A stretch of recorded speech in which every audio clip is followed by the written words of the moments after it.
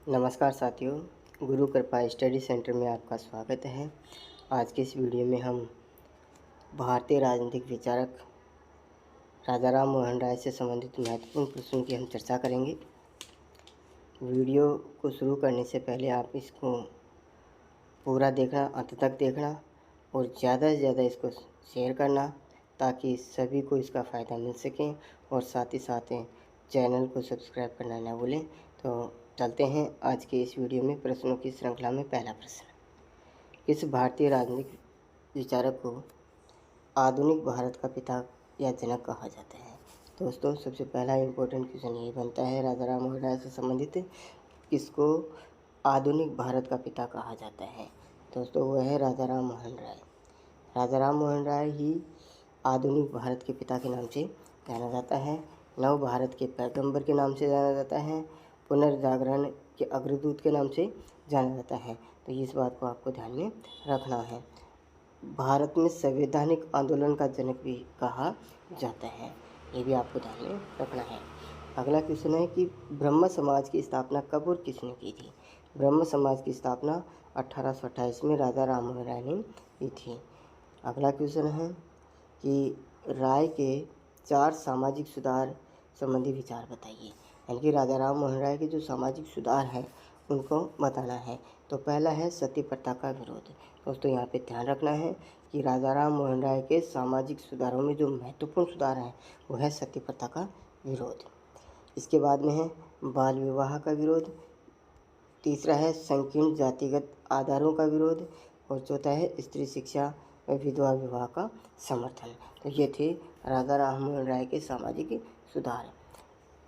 राय के प्रयासों के परिणाम स्वरूप ही यहाँ पे सबसे महत्वपूर्ण जो इसका योगदान था वह था कि राय के प्रयासों के परिणाम स्वरूप ही लॉर्ड विलियम बेंटिंक ने 1829 में सती प्रथा को अवैध घोषित किया था। तो ये ध्यान में रखना है कि सती प्रथा को अवैध घोषित कब किया गया था? 1829 में किया गया था। इसके प्रयासों के परिणाम स्वरूप, राजा राम मोहन राय के प्रयासों के परिणाम स्वरूप इसके द्वारा लॉर्ड विलियम बेंटिक के द्वारा। तो ये भी आपको ध्यान में रखना है। अगला क्वेश्चन है कि राजा राम मोहन राय द्वारा सुझाए गए किन्हीं 2 न्यायिक सुधारों का उल्लेख कीजिए। क्योंकि राय के द्वारा जो न्यायिक सुधार किए गए हैं उनके नाम बताइए। तो सबसे पहला है कि 1832 का सुधार अधिनियम और दूसरा है 1829 में लॉर्ड बेंटिंक द्वारा सती प्रथा को गैर कानूनी घोषित किया था। तो इसको आपको ध्यान में रखना है। नेक्स्ट क्वेश्चन है कि आत्मीय सभा की स्थापना कब और किसने की थी? आत्मीय सभा की स्थापना 1815 में राजा राम मोहन राय ने की थी। तो ये ध्यान में रखना है। नेक्स्ट क्वेश्चन है कि राजा राम मोहन राय द्वारा प्रारंभ किए गए किन्हीं 2 समाचार पत्रों के नाम बताइए। राय के समाचार पत्रों के नाम बताइए। सबसे महत्वपूर्ण प्रश्न है कि राजा राम मोहन राय के समाचार पत्र कौन कौन से हैं? तो उनमें है सबसे पहला नाम आता है संवाद कौमुदी, जो बांग्ला भाषा में लिखा गया था। संवाद कौमुदी बांग्ला भाषा में लिखा गया था। इसके बाद में दूसरा आता है मीरात उल अखबार, जो फारसी भाषा में था। और तीसरा आता है ब्राह्मणिकल मैगजीन, ये अंग्रेजी भाषा में था। तो ये 3 इसके प्रमुख समाचार पत्र थे। इसको आपको अच्छे से कवर करना है। तो हम चलते हैं नेक्स्ट क्वेश्चन की ओर। राजा राम मोहन राय का जन्म कब और कहाँ हुआ था? ये भी पूछ लिया जाता है कि राजा राम मोहन राय का जन्म कब और कहाँ हुआ था। तो दोस्तों, 22 मई 1772 को बंगाल प्रांत के हुगली जिले के राधानगर ग्राम में हुआ था। बंगाल प्रांत के हुगली जिले के राधानगर गांव में हुआ था। कब हुआ था? 22 मई 1772 को। तो ये ध्यान में रखना है। नेक्स्ट क्वेश्चन है कि राय ने एकेश्वरवाद के समर्थन के लिए किस ग्रंथ की रचना की थी?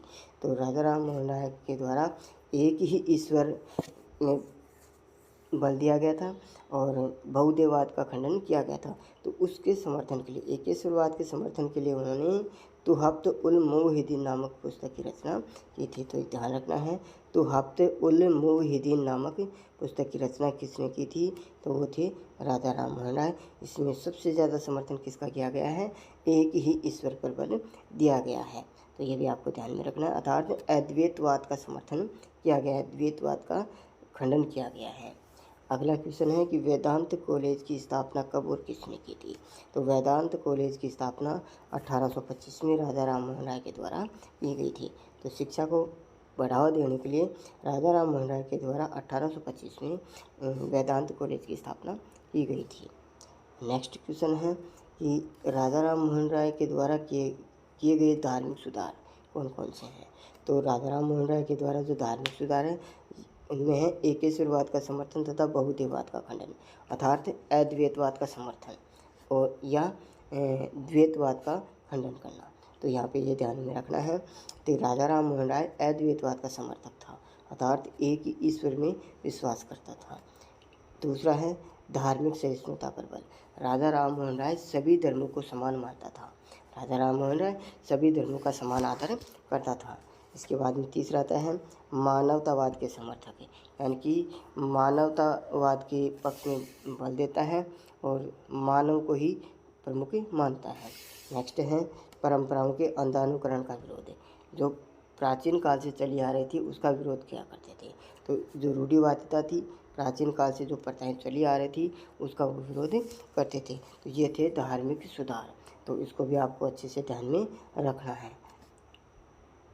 नेक्स्ट है कि राय पहले हिंदू थे। यहाँ पे ये भी पूछ लिया जाता है कि समुद्री यात्रा निषेध की प्रथा जो परंपराएं थी उसको किसने तोड़ा था। तो राय पहला हिंदू थे जिन्होंने तत्कालीन हिंदू समाज में विद्यमान समुद्री यात्रा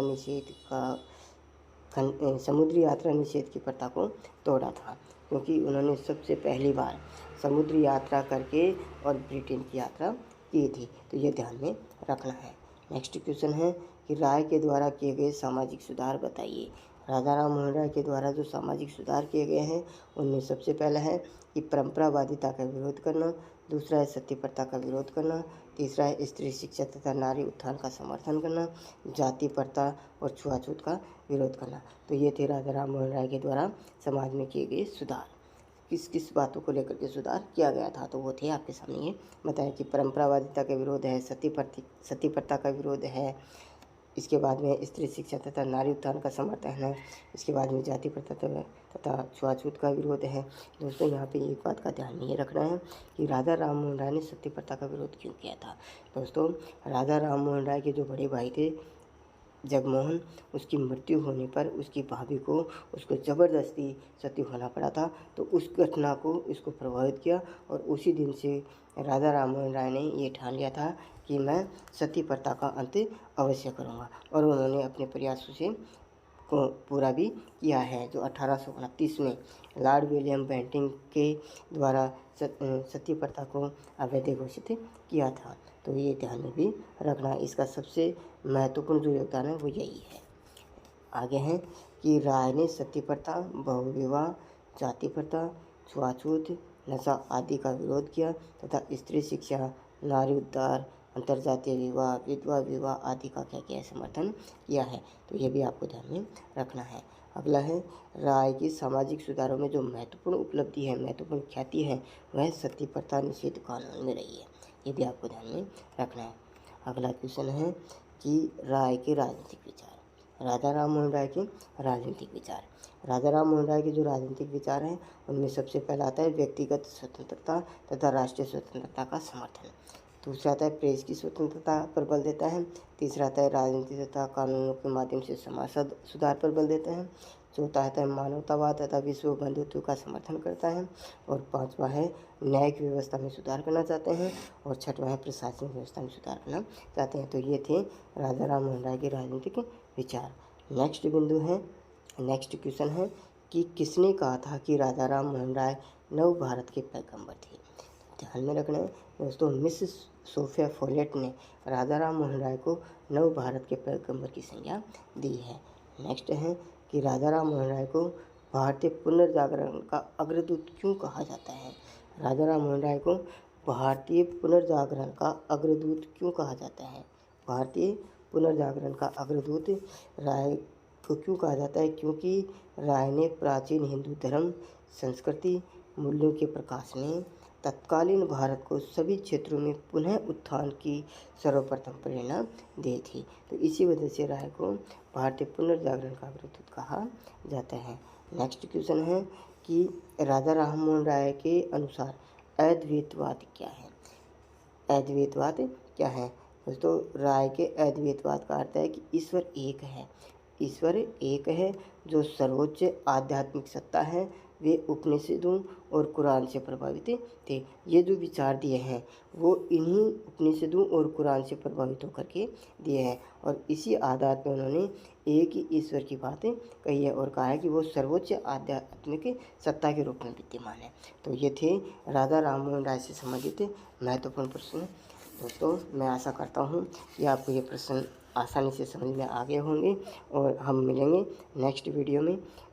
और इसी के साथ साथ आप इस वीडियो को ज़्यादा से ज़्यादा शेयर करना और चैनल को सब्सक्राइब करना न भूलें।